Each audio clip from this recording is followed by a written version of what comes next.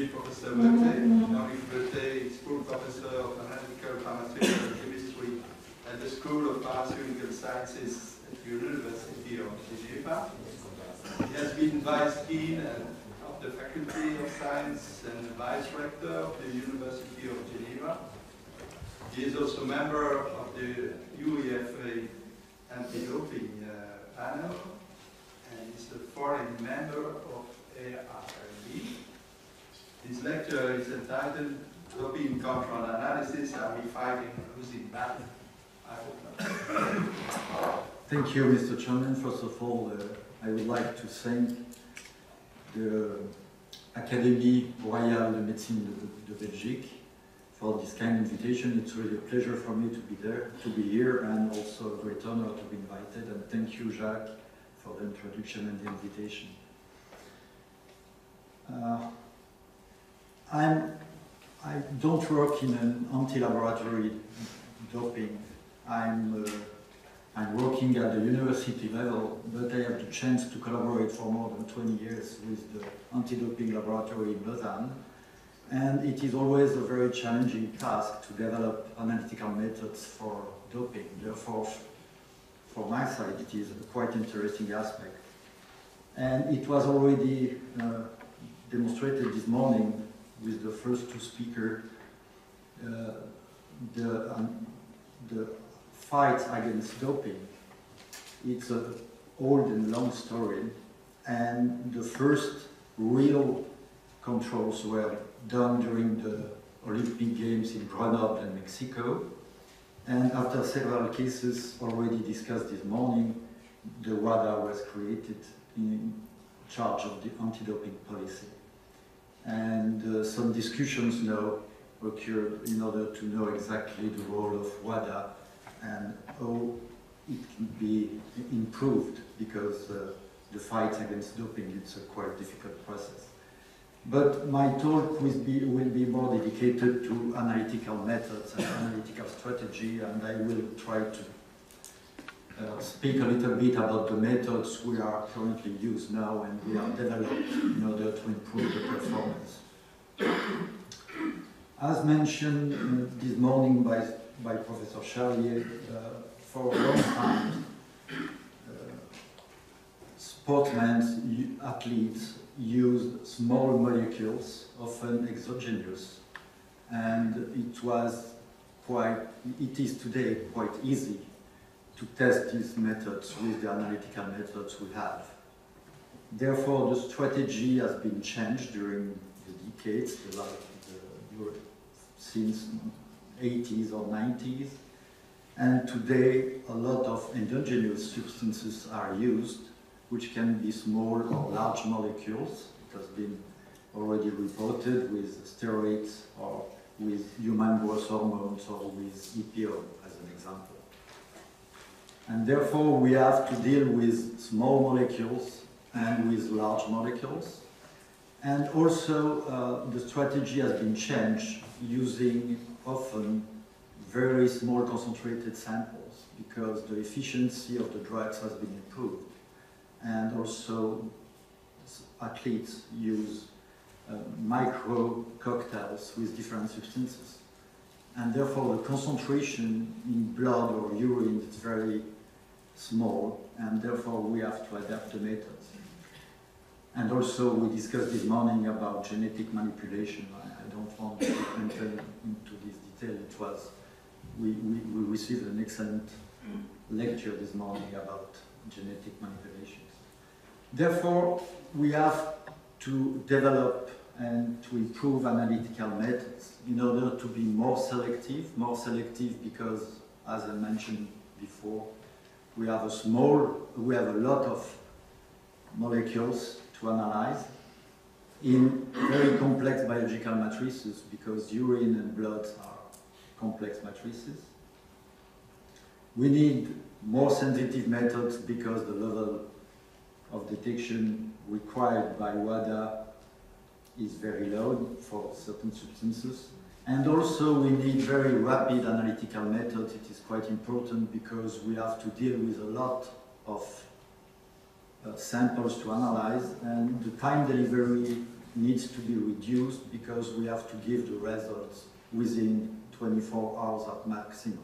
And therefore we need very rapid methods because we have to analyze a great number of compounds. It has been demonstrated by Professor Charlier this morning, all the prohibited substances, and also we have to check all the prohibited methods. And we need very rapid methods because when we received the sample, urine or blood sample, we have to perform two kinds of analysis. The first is the screening method, where all the substances have to be determined, and we have more than 250 compounds on the WADA list edited each year. Therefore, we need analytical methods which are able to detect these 250 compounds very rapidly, and we need generic methods, 2, 3, or 4 methods in order to analyze these 250 substances, which are quite different because we have small compounds, polar compounds, apolar compounds, and large biomolecules as an example. Therefore, it is not possible to have only one screening method. We need 3, 4 screening methods depending on the structure of the compounds of interest. If the screening method gives some evidence of the presence of suspected substances, we have to apply a confirmatory analysis. And for that we need different methods, we need orthogonal methods. It is not possible to use only one method to say that a substance is present in the sample. We have to use orthogonal methods in order to be sure that the result is correct. And if the result is positive, then we have to use the same confirmatory analysis, but in the presence of the athlete, as an example. So, what are the methods we are using today generally to perform the screening analysis? Of course, titration or spectroscopy analysis are not able to resolve this kind of analysis, and mostly we have to use chromatography. Chromatography, which combines in the same instrumentation a separation technique and a detection technique. And therefore, depending on the selectivity of this analysis, we can simplify the sample preparation, which remains often the bottleneck of a method when we have to deal with biological fluids. But if we have a method which is enough selective in terms of separation and detection, we can simplify the sample preparation in order to analyze more samples. Of course, I don't want to discuss that today, but data handling becomes a very important aspect also, because we have big data, we have a huge number of data, and the data handling is also an important aspect. But I will just discuss today about separation and detection. And for a long time, chromatography was used in the anti-doping laboratory by gas chromatography, but today the gold standard is liquid chromatography. And we have also the development of new fluid in order to perform chromatography, supercritical fluid chromatography, and I will try to explain a little bit and in a didactic way what are the differences. Why GC is less used than before, except for different cases? It's because it is limited to volatile substances and to thermostable substances. Otherwise, it is necessary to derivatize the compounds in order to render the compound volatile and stable.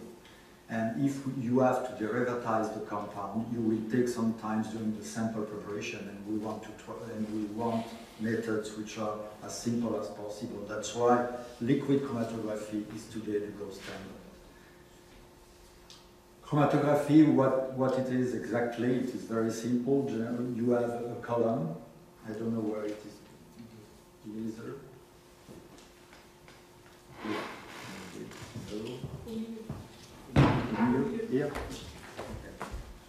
Okay, thank you. You have a column packed with a stationary phase which is selected in order to be selective for the compounds of interest you have to analyze. And you will inject the compound at the top of the column. And the compounds will be separated to the column according to the stationary phase and to the fluid used to percolate the compound through the column. And what we obtain two informations when we have a chromatography. Because we have a separation, we have a time, the retention times of the compounds, and the retention time is a qualitative measure. All compounds possess a different retention time if you have used an appropriate method. Therefore, this parameter is a qualitative parameter in order to determine the presence of one substance or another. And the signal intensity is a quantitative method because the height or the area of the peak of interest is directly proportional to the level of the substance in the fluid. Therefore, during the same run, you have these two kinds of information. The liquid chromatography, which is the workhorse in the anti-doping laboratory, has known a tremendous development the last year. It was discovered in 1903. In 1965, we had the appearance in the market of the high-pressure liquid chromatography with columns packed with stationary phase, and we used high pressure, that it is the term, high pressure liquid chromatography in order to separate compounds.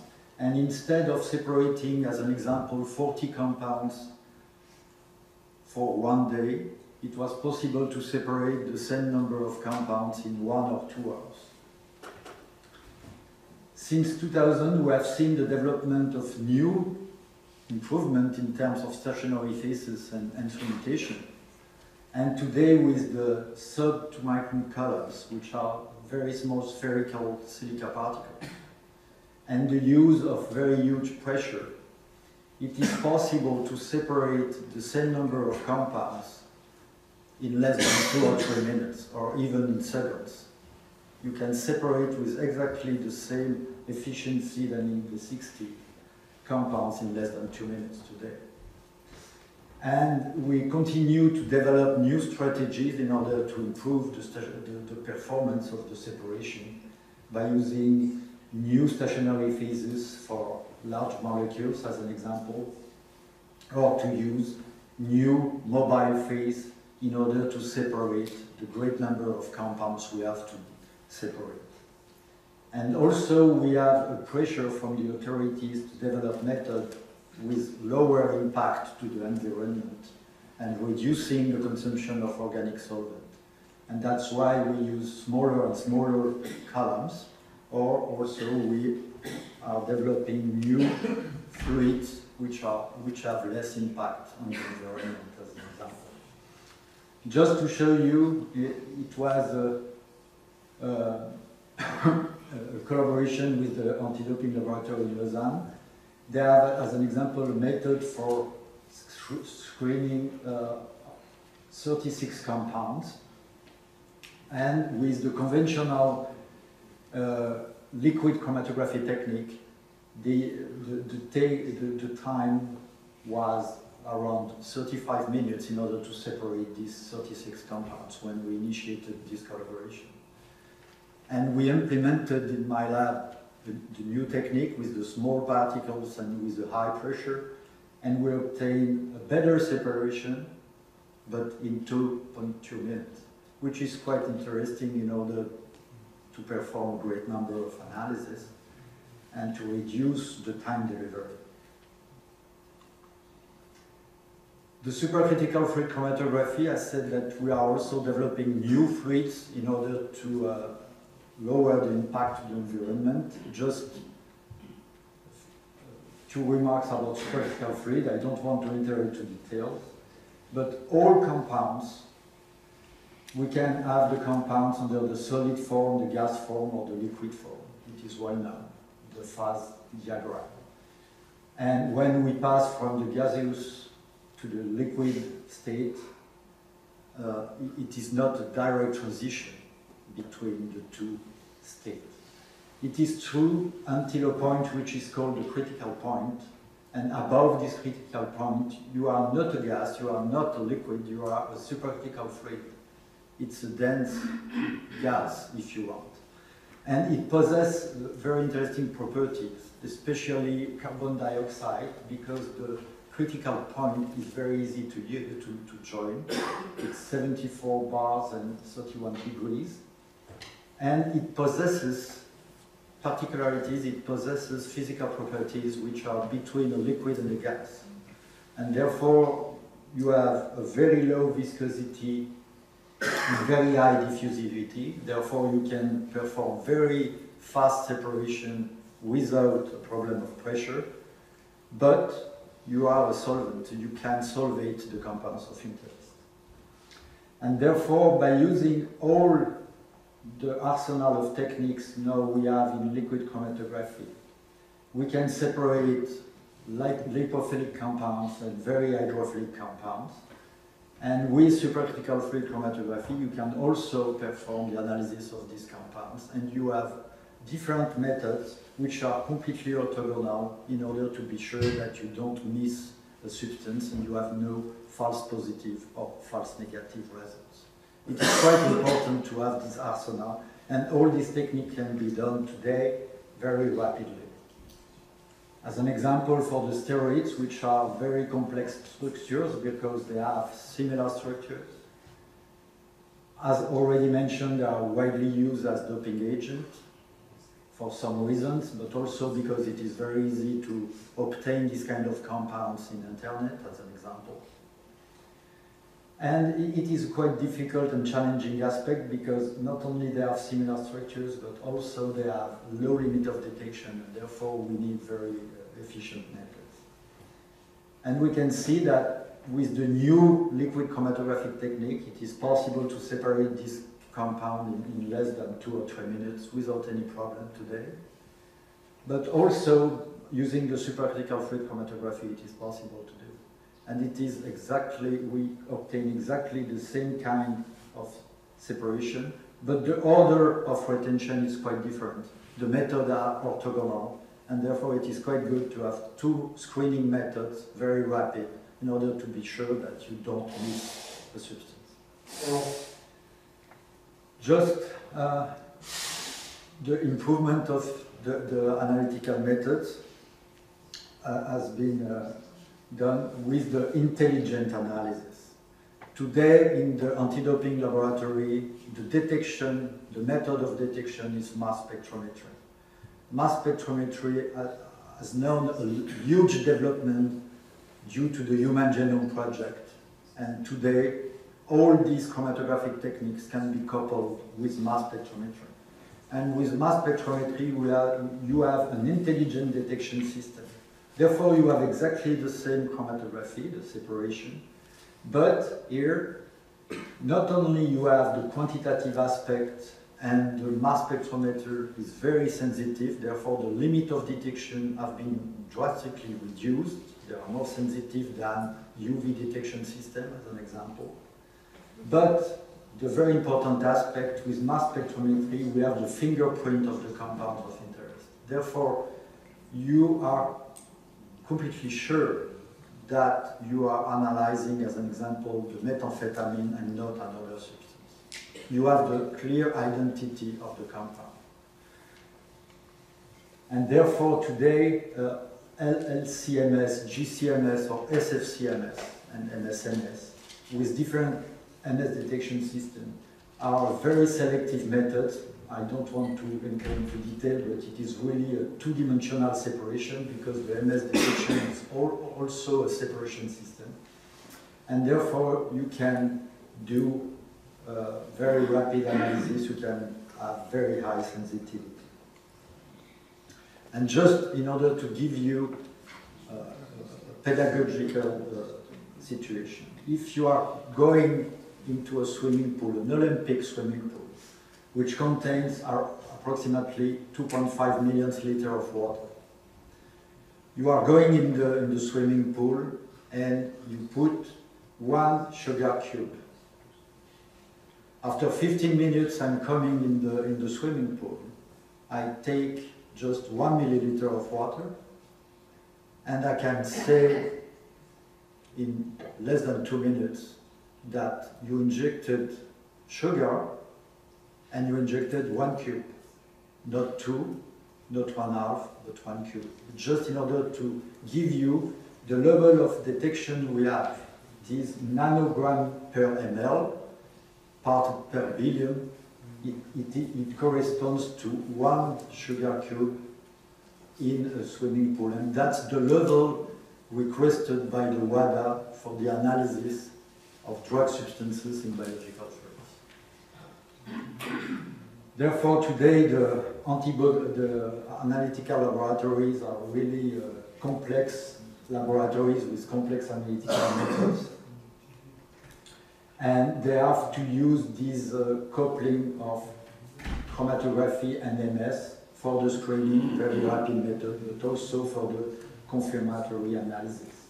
And we have demonstrated, it was a couple of years ago, that today, with this kind of analysis and with very generic methods in less than 6 or 7 minutes, we are able to separate a great number of compounds with the same screening methods. Therefore, with 2 or 3 methods, we are able to analyze the 250 substances which are on the list. And we can do it by LC, but also by supercritical field chromatography. The great advantage, as I already mentioned, that we have a complete orthogonal separation. The retention times are quite different, and therefore we are pretty sure that we have the compounds of interest. In the future, you know that the athlete biological passport has been introduced in 2007. First, it was only for hematocrit or blood parameters, but today, in the athletic blood biological passport, they are also introduced the steroid profile as an example, and maybe in the future also they will introduce other substances in order to follow the athlete in comparison with his results and not in comparison with other athletes. Therefore, we are going to see the introduction of different substances. We already discussed with Professor Eisma this morning about genetic doping and what is the future in the anti-doping fight. As already mentioned, in the athletic blood passport, biological passport, I think it is a great possibility in order to improve the performance of the fight against doping.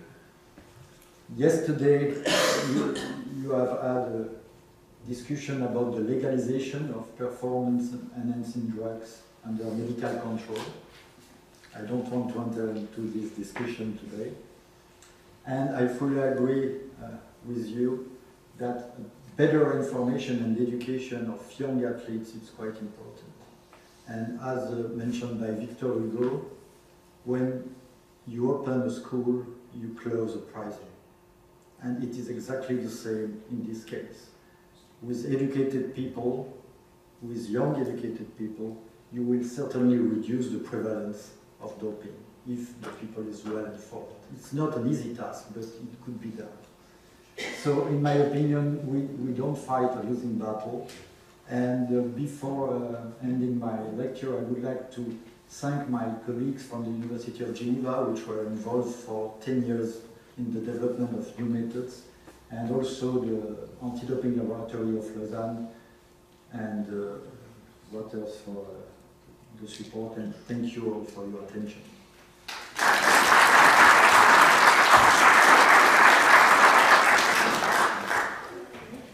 Thank you very much, Jean-Luc. We have time for one question. Yeah. Thank you for your presentation. You detect very small quantities of substances, mainly in 2 matrices, blood and urine. What do you think about the a possibility of alternative matrices like saliva. Yeah. In saliva, you have other, you have not the metabolites, you have the drug substances. Therefore, you can do it. It is quite interesting, but it is not so easy to have a saliva sample which can be compared in terms of concentration with blood or urine, and you will not have the metabolites. Therefore, we can use it in order to know if there is a substance or if there is not substances, but for the moment it is not possible to be sure about the concentration of the substances. It is, in my opinion, the saliva could be used for a screening process, but it is quite dangerous for the moment. And also you have a limited number of substances in the saliva. You have also the possibility to detect in hair. It could be done, but also in this case, and you have also some problems because, as an example, you will not have the same amount of drugs when you are taking the drugs in the air, depending if you are coming from Africa, or from Asia, or from Europe. And the alternative matrices are quite interesting, but for the moment, blood and urine are certainly the best matrices to test the doping.